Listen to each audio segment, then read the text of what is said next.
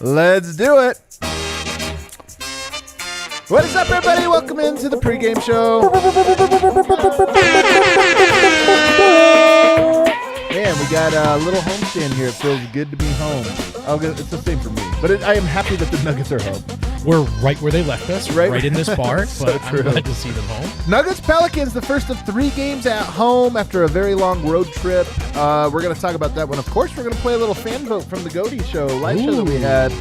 That'll air. Did I do that? We're going to talk, I think you did. We're going to talk about a Harden for Simmons trade. I mean, it sounds like this thing's going to happen. Yeah. So we're going to have to get into that. And then, of course, that genius over there, Dev from State Farm. He's going to make us some money on the DraftKings Sportsbook app. I got the squad. I got Brennan Vogt here. What's cracking, fellas? What's cracking? Tweed jacket ready to go. Game notes ready to go. Party lounge ready to rock. You can't see it from looking at him, but Dev just woke up from a nap. I don't remember the last time I had a nap, so that was like, it was amazing. It felt great. Very excited. You looked out. Damn it again. What's going on with our mics these days? Yeah, a little after sensitive. too. Right. I'm back. Jokic is back. So that makes me happy. So I'm excited on a Friday. He's here. Let's do this. That is true. Jokic is back. What else do you have for us tonight, Vogt? Oh, yeah. Jokic is back. Aaron Gordon, guys. So Jokic and Aaron Gordon were taken off the injury report, the latest one that came out. Aaron Gordon was a late add back on the injury report. Questionable with hamstring tightness. He has been ruled out. So no Aaron Gordon tonight. Jokic is good to go. Malone talked to us about that toe, said there's really no problem there.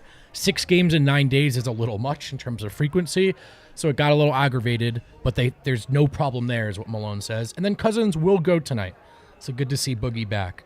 Malone joked that the frequent flyer miles are kicking ass this year, baby, and that the Nuggets have spent so much time on the road that coming home isn't always an advantage. Obviously, it's a long-held adage that after a long road trip, coming back that first game at home, it's almost like the last game of a road trip. We've talked about this before. And then we got an unsolicited altitude mention. Oh, wow. Where Malone then said, look, when you're playing at altitude, it doesn't help. We've been on the road. Man, I thought you were talking about altitude TV. Nope. The effect of being high above the... Did he say anything about DNVR or no? No, he didn't. Yeah, okay. No, but he was basically just saying, look, we've been on the road so much. Every time we come home, he says, we have to adjust too. We'll be just as gassed as the Pelicans in that first quarter. Overall, Malone thinks Bones is doing a hell of a job running that second unit. Obviously, there are going to be some ups and downs. He's a rookie, but it's about playing him through those ups and downs. And Malone really likes what he's seen from him. He was also asked about some sort of front office coaching perspective questions and the long view.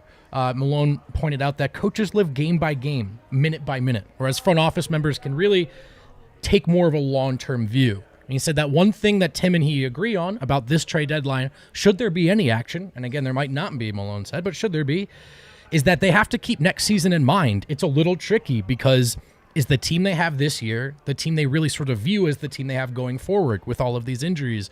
You might make a move that makes the team better now, but then you got to figure out that fit next season. So it's a little more complicated than just a traditional sort of team-building timeline.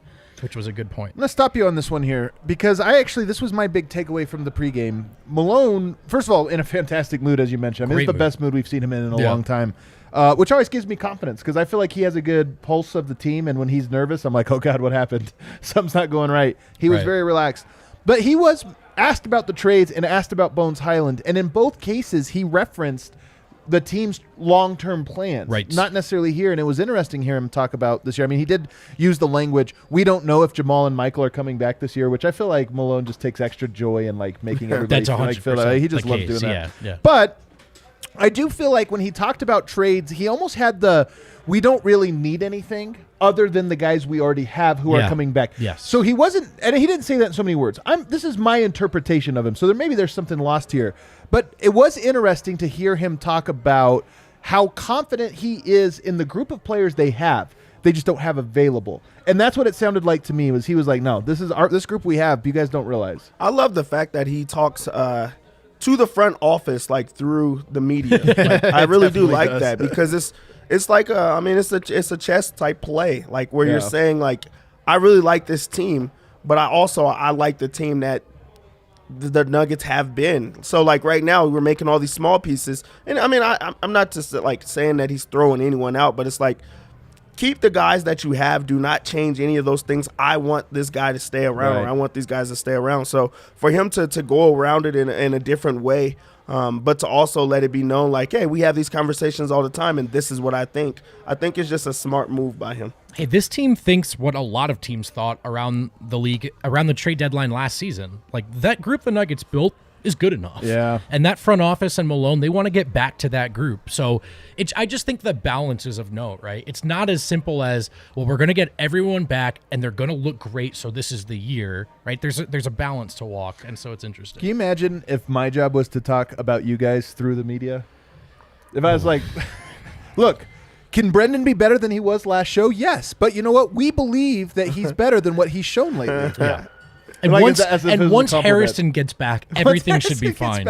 There's a lot on Brendan Vogt's plate right now. He's not a game notes guy by nature, but he is providing game notes. Something we've asked him to do. He's grinding through it. Learning. He's doing his best. That's better. And then, but hold on, because the other part of this long-term Malone kind of being forward thinking, when he talked about Bones Highland, and you mentioned this here real quickly in your notes, but that he is playing both on and off ball, and that he mentioned there's been successes and failures in each of those.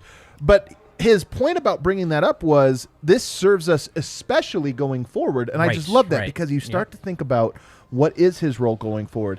It probably is going to be on ball with the second unit a lot, off ball with the first unit a lot, and him trying to balance both of those skills. We talked about when he came in, he played point guard. Oh, he's more of a point guard than you think. I actually think it's important to say he's both. Right, he's a point guard and a shooting guard, and that's why he's getting a double education right now. And the malleability of his potential and skill sets is sort of what makes it so exciting, especially because the Nuggets just have some unconventional stuff going on with the way their guards are and having a pass-first center, so that is definitely of note. 3 keys. Transition is one. The Pelicans kill most teams in transition, but definitely the Nuggets. In particularly Josh Hart, although I should note Josh Hart is out tonight. And so that is a break so for no Denver. concern at all for fast breaks. Yeah, but he did. Malone actually did say, regardless of personnel, these 3 keys remain the same for New Orleans. Right. Points in the paint. They're averaging 61 points in the paint against Denver. That is a very, very high number. And as he pointed out, it's coming every which way in the half court, in transition. They're kind of getting it however they want it. And then the third key, it looks like I didn't write it down, so I don't remember. How about that? I have it right here. Do you have it? Yeah, there was a third key. It was defensive glass, limiting him to 1 shot. There we go. Don't give him, because Jonas Valanciunas, man, he can be a beast on that offensive boards, which is also different. He wasn't playing last game. He's in here. How do you feel like that is going to affect this game, Dev? I think that really not having Josh Hart affects it on the rebounding a lot more too, because now you have to go to big lineup. You have Jackson Hayes and you have Valanciunas in the starting lineup, and you don't have a power forward that's big enough to actually stay with those guys. So now you have just 2 guys that are going to attack the glass because that's all they know. And then also Valanciunas is just like a physical guy that like he really does step up to these Jokic type matchups in the sense of just trying to make it difficult for him. Jokic destroys him in these type of games, but he actually fills him for the game. And then you have Jackson Hayes, who's an athletic guy that they can just throw it up to, and he'll also have some mismatches. So I think that just not having Josh Hart changes it in a way of offensive rebound is going to have to be big, or just limiting to 1 shot. Starting lineup tonight, very interesting. Aaron Gordon out. DeMarcus Cousins also active. We'll see if he plays tonight, but he's active. Starting lineup, in place of Aaron Gordon, we got Davon Reed. I'm very excited for this. Yeah. This was building. This was building up. Davon Reed now is going to be a small forward alongside Jokic, obviously. I'm ready for some read and react basketball with him out there. I think it could be good. I mean, look, it's a big test for him. Does he draw the Brandon Ingram assignment right out of the gate? Is that what is he more a defensive impact guy? I don't know. I'm curious to see it, but I'm excited to see Davon Reed get some extended minutes with Nikola Jokic. He's such a high IQ player, and everybody's been begging for him to get more minutes, and he goes straight into the starting lineup, which goes to show Malone has noticed that, and he also wants to give him an opportunity. For your guy to that goes from a 10-day contract to now be a starter after being picked up for the entire season with Aaron Gordon down, that shows the type of player that you are, and you're going to have a big matchup, because I do think that he's going to get the matchup going against Ingram, off top, and whoever he actually has is going to be a challenge for him. So he gets to step up to the plate, and he gets to make his mark very early. Also, what we saw today, and I was very excited to see it, Jamal Murray has been in COVID protocols, but we got a video today from Harrison Wind, Jamal Murray working out. It's great to see. I mean, this is, I think, really after the All-Star break. You can see the video here. Kale's pulling it up on screen now, but after the All-Star break is when we're really going to start getting into the, Jamal Murray watch a little bit closer. A little loud there. Probably mute it there. Yep. So just kind of nice to see him. I mean, he did spend a week in COVID protocol, so I imagine he maybe lost a week of weight training and this or that. But it's just good to see him out there getting a little bit closer. It's kind of surreal to think we just spent the whole season saying, okay, well, just write the Jamal thing off, right? It's going to take a while. They won't have him. To the point where I almost forgot at times that it was not he's going to come back. At some point he will. Jamal Murray will play basketball.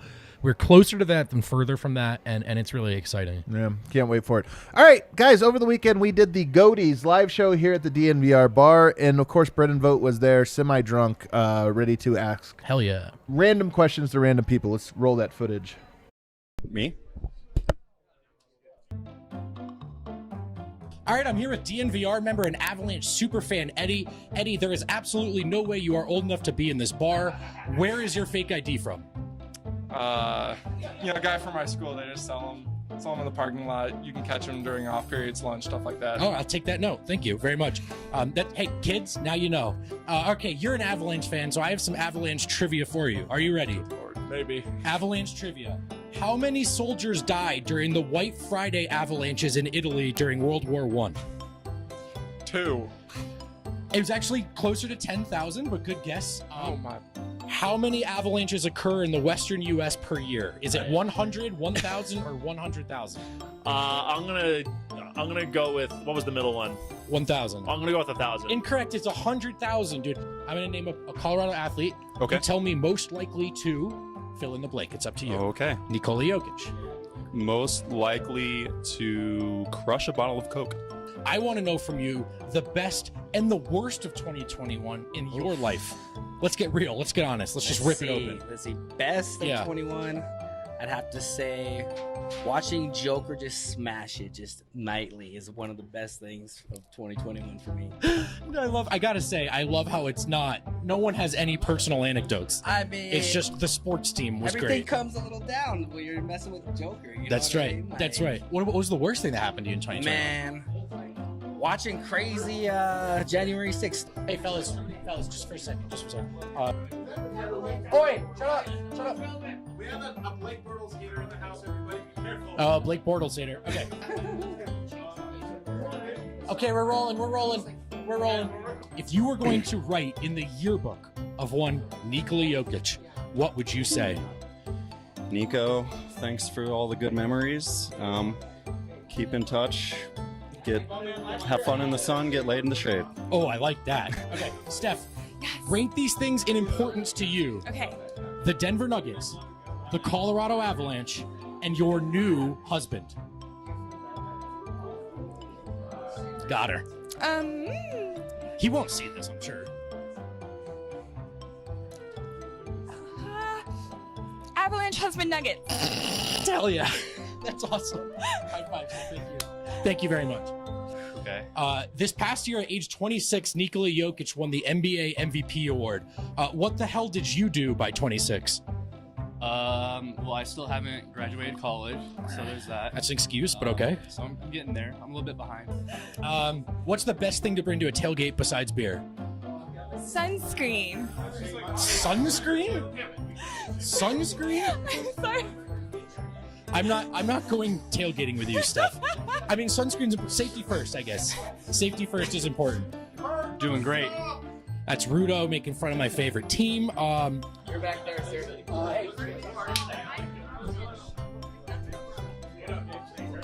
Kill. We outsmarted ourselves coming up here. One word to describe 2021. Unexpected. I think you had some unexpected things where you had, Broncos were supposed to be a little bit better than we thought, and then they Okay, weren't. one word, Michael. One word. We'll move on. All right. So listen, I don't know if you come here often, but would you ever date a Colorado blogger? No.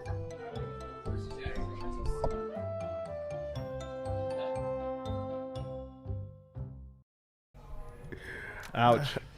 Tough scene. I just wanted to say, Steph's husband did write me, and he said he was really upset that we. No, I'm just kidding. I'm just kidding. Shout out Steph. She's the best. She is the best. All right, guys. I don't know if you've been on the internet today, but apparently the things are heating up between the Nets and 76ers. The long-rumored Ben Simmons for James Harden deal. I don't know how you guys feel. I feel like it's going to happen. Just like the report, you can kind of follow how reports happen. This one feels like it's just a matter of the details now. Yeah, for them to bring it up like this before the deadline, right. You don't just throw a guy out there like that, and also you don't give hope to a guy that has been sitting out for the entire year without it having like real traction. So I really do think that this is going to happen. How awkward does it have to be James Harden right now? Like showing up to like the facility or like being around the guys. Like I know that it's a business, but that has to be a little weird. What do you think it's like being a James Harden teammate? You're like, yeah, cool. Thanks, man. Thanks for everything. Thanks for really sticking it out and grinding it out. We really appreciate your effort on defense. Good luck in Philly. I'm telling you, man, the super team era, I really hope this is true, that it's kind of going out like, with a whimper. Yeah, but this is a real, the NBA is back trade deadline update in a bad way. You know what I mean? Like what do you mean? Like this is, for like 3-4 years there, the NBA was just like, oh, I can't wait for the trade deadline. Because 6 stars are going to move. Right. This feels like that. To me, it's like I'm bummed out. I've kind of enjoyed how much the last 2 seasons have been less about landscape shaking up and more about, like, hey, who's actually good at basketball? Well, let's put it, when Harden, Kyrie, and KD teamed up, honestly, I was just kind of like, well, this sucks. Like, that's a really good team. And it hasn't worked out that way for reasons I didn't expect. I didn't expect it to be because of, like, protesting and this or that. But, just the fact that it looks like maybe it is going to come to an end, at least that iteration of it, that part I'm excited about. But let me tell you something.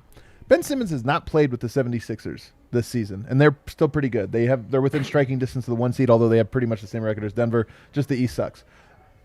You add James Harden to that team, I'm sorry. To me, that team immediately goes up to like a top 3 or 4 title contender, and I almost get real concerns about the 76ers all of a sudden, winning a title as soon as this year. I was just thinking about like the actual basketball aspects. Both teams get better. I agree. Like both teams actually get better. Get really good. You have a fit for one team. You have a defensive guy on a team that's very struggling in a lot of ways. You have size with Ben Simmons, and maybe he actually plays. So I root for that, like him actually playing and coming back and answering those questions. Like hopefully that works out for him from even a mental health aspect. And then on the other side, James Harden's going to be playing for a team that has been missing a ball handler, their guy, and they're adding an all-star, like a actual an elite ball handler. Yeah, a really good player that can score. So now you can get more attention off of Embiid, who is already incredible. Also, that team probably leads the NBA in free throws. Like you might as well just they're going to be check unwatchable. it in right now. They're going to be an unwatchable team, but they're going to win a lot of games, and they've already been winning a lot of games. So it sucks. It sucks. I mean, I know that in Philly, a big narrative as far as the team building goes, excuse me, is the lack of a point guard. And not just a point guard, but one that can score, as Dev just said, one that can shoot. Simmons obviously can play half of that role really well. Then I think of Fultz even, right, who came in and was a great athlete, but he literally couldn't shoot. So it is really concerning to think about Embiid with a threat like that offensively. I will say there is a try-hard kind of like high-effort, high-intensity, and aggregate kind of a rising property on defense thing to Philly that I'm curious to see what adding late-stage James Harden does, I mean, his effort's real low right now in Brooklyn. So low. Would it look better in Philly? Probably. Almost instantly, which is annoying.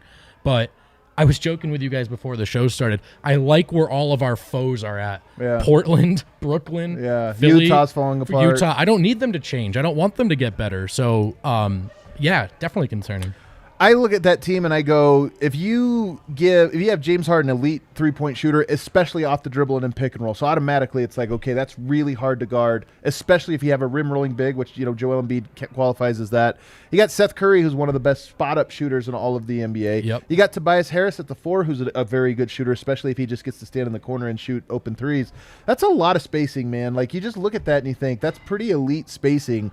And that team becomes automatically very good. Is it volatile? Of course. Like James Harden has not been good this year. Honestly, Right. just like He even just hasn't been. not relative to expectations. Like he's been kind of, that team should be a lot better than they've been. He looks out of shape. He looks a little old. All of those things. And also, by the way, James Harden hasn't exactly gotten on real well with his teammates, like when he's had star teammates. And Joel Embiid is pretty volatile. Here's another thing I think about.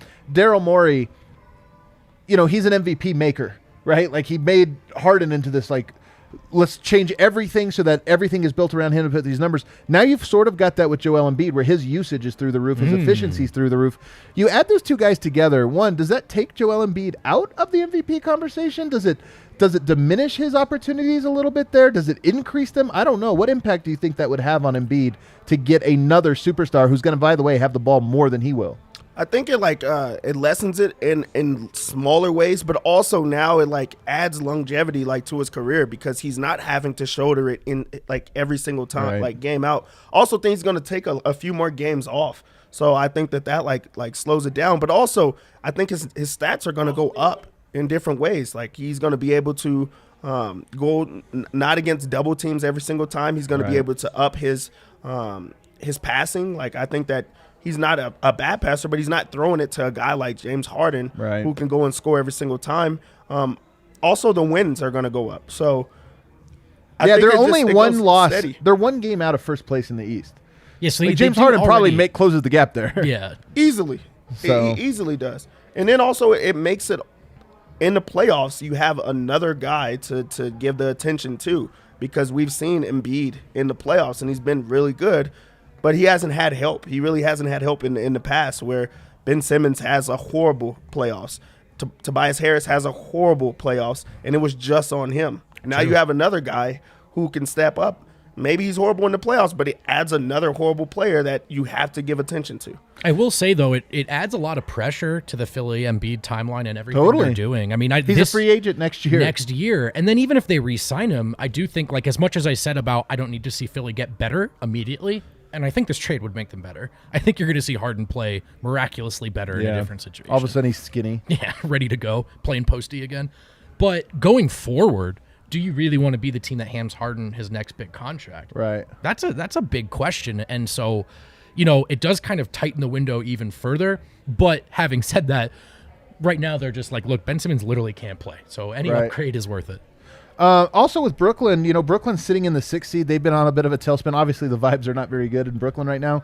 But if you have Kyrie and KD as your offensive force, and then you have Ben Simmons as your defensive force, that's another team that's really good. Maybe those two teams meet up in the playoffs, and we have this incredible bad blood, the ultimate Simmons trying to get back at the 76ers. Philly, Brooklyn, that'd be fun, Harden trying to get back at Brooklyn. It could be really fun, that series. But it just sucks when you see good teams get better around a time when you feel like your team's going to be. I mean, Denver's going to get better with Jamal Murray coming back, but you never like to see a team get good. All right, let's make some money, guys. Let's open up DraftKings Sportsbook, America's top-rated sportsbook app. Dev. And let's try to bounce back. I built a same game parlay on bets today, Dev. It was built entirely around Aaron Gordon. So if you want to start that over for the people at home, that's incredible. That was a guy that I would have probably thought was going to have a bounce back game. Me too. Yeah. All over it. Yeah, I mean, at least you don't lose that bet. Man, we get a 25% profit boost on first basket score. My kryptonite. Yeah, that is. Today is especially tough because, does Jackson Hayes go into the tip off, or do you go with Valanciunas? I'm opting in. I can't help myself. I'm opting in. Nuggets come into the game as 5.5-point favorites. Even losing Aaron Gordon, it did not change it whatsoever. And I mean, it could go back to just the last game. Aaron Gordon was not good. Yeah. And also now they're missing their point, their guard that can score, and also it puts a big man there. And I mean, you don't really create an advantage because the Nuggets still have the best big man in the game.